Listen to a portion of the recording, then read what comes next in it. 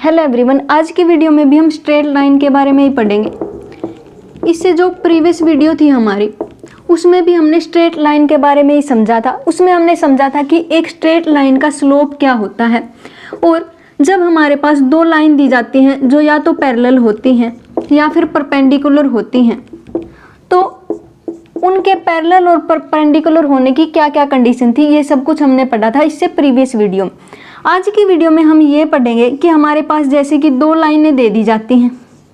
मैं मान लेती हूँ कि एक लाइन तो ये है और एक लाइन ये है, और जितना एंगल वो एक्स एक्सिस के साथ बनाती है उसको हम कहते हैं इंक्लिनेशन। मैं मान लेती हूँ कि ये जो L2 लाइन है वो अल्फा 2 का इंक्लिनेशन बनाती है एक्स एक्सिस के साथ, और ये है हमारे पास अल्फा 1। मैं इसको अल्फा 1 मान लेती हूँ, और वो किसी इस पॉइंट पर क्या करती हैं, इंटरसेक्ट करती हैं। और यहाँ पर मैं मान लेती हूँ कि एंगल थीटा बनाती हैं, और यहाँ पर एंगल कितना बनाती हैं, अल्फा एंगल बनाती हैं। और हमें पता है कि जो वर्टिकली अपोजिट एंगल होते हैं वो कैसे होते हैं, इक्वल होते हैं, इसलिए ये एंगल भी क्या हो जाता है, थीटा हो जाता है।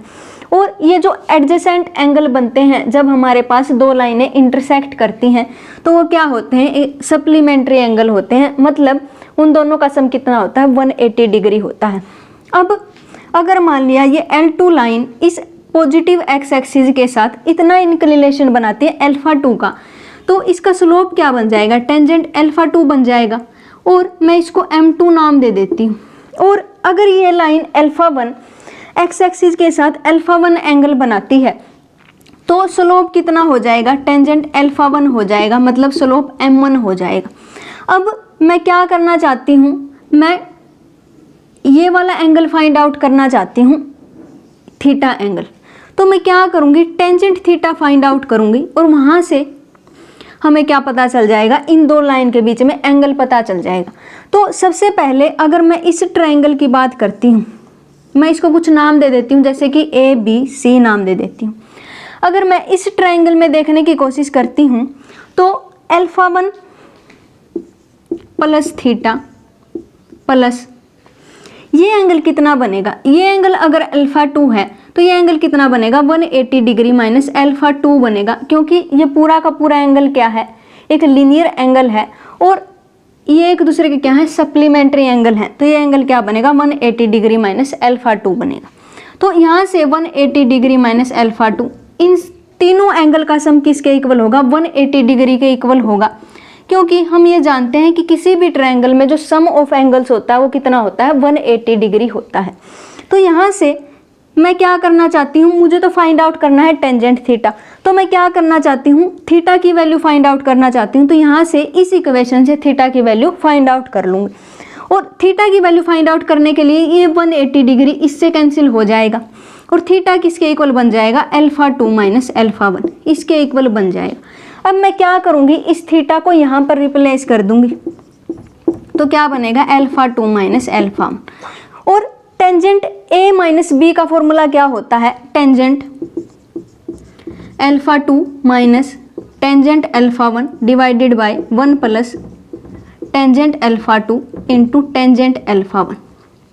लेकिन हम तो जानते हैं कि टेंजेंट अल्फा 2 किसके इक्वल है, M2 के इक्वल है। तो मैं मान लेती हूँ कि टेंजेंट थीटा किसके इक्वल हो जाएगा, M2 माइनस M1, और 1 प्लस M1 इंटू M2, या फिर M2 इंटू M1, कुछ भी लिख सकते हैं। और यहाँ पर ये कैसा होना चाहिए, नॉन जीरो होना चाहिए, 1 प्लस M1 इंटू M2। अब यहाँ से थीटा की वैल्यू भी हमने फाइंड आउट कर ली, और अल्फा की वैल्यू अगर मैं फाइंड आउट करना चाहती हूँ टेंजेंट अल्फा की, तो वो क्या बनेगा, 180 डिग्री माइनस अल्फा बनेगा। थीटा की जगह मैं क्या पुट कर सकती हूँ, 180 डिग्री माइनस अल्फा, क्योंकि ये पूरा का पूरा एंगल क्या है, 180 डिग्री है। अगर ये अल्फा है तो ये क्या बनेगा, 180 डिग्री माइनस अल्फा बनेगा। और ये हमें पता है कि क्या होता है, माइनस टेंजेंट अल्फा होता है, क्योंकि ये सेकंड क्वाड्रेंट में चला जाता है, और सेकंड क्वाड्रेंट में टेंजेंट कैसा होता है, नेगेटिव होता है। मतलब यहाँ पर भी नेगेटिव का साइन आ जाएगा। तो इसका मतलब जब हमारे पास थीटा कैसा होता है, एक्यूट एंगल होता है, तो टेंजेंट थीटा कैसा रहेगा, पॉजिटिव रहेगा, और टेंजेंट अल्फा कैसा बन जाएगा, नेगेटिव बन जाएगा। इसलिए अल्फा एंगल क्या हो जाता है, ऑब्ट्यूस हो जाता है। और जिस टाइम पर ये नेगेटिव हो जाएगा ये क्या बन जाएगा, ऑब्ट्यूस बन जाएगा।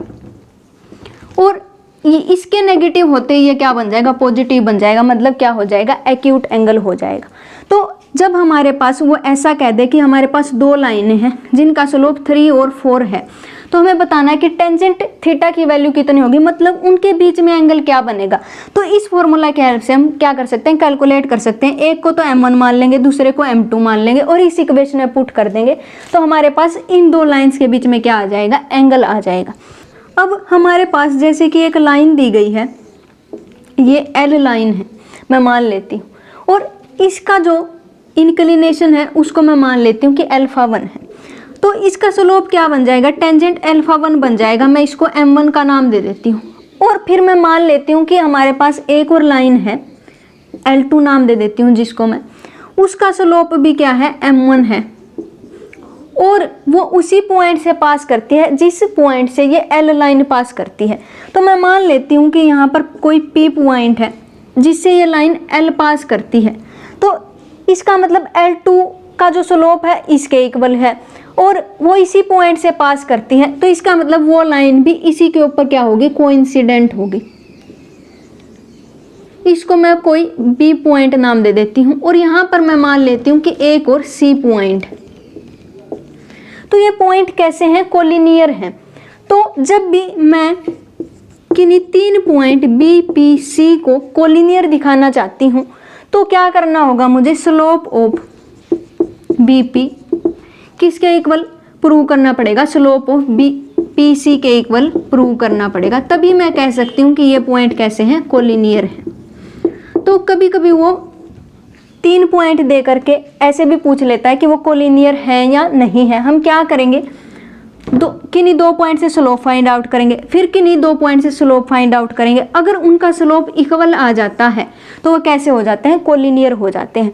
तो यही थी हमारी आज की वीडियो जिसमें हमने पढ़ा कि 2 स्ट्रेट लाइन के बीच में एंगल को कैसे कैसे फाइंड आउट किया जा सकता है और किन्हीं पॉइंट के कोलिनियर होने की क्या कंडीशन होती है। मिलते हैं नेक्स्ट वीडियो में जिसमें हम स्ट्रेट लाइन की जो डिफरेंट इक्वेशन होती हैं उनके बारे में समझेंगे। तब तक के लिए stay connected, have a nice day, thank you.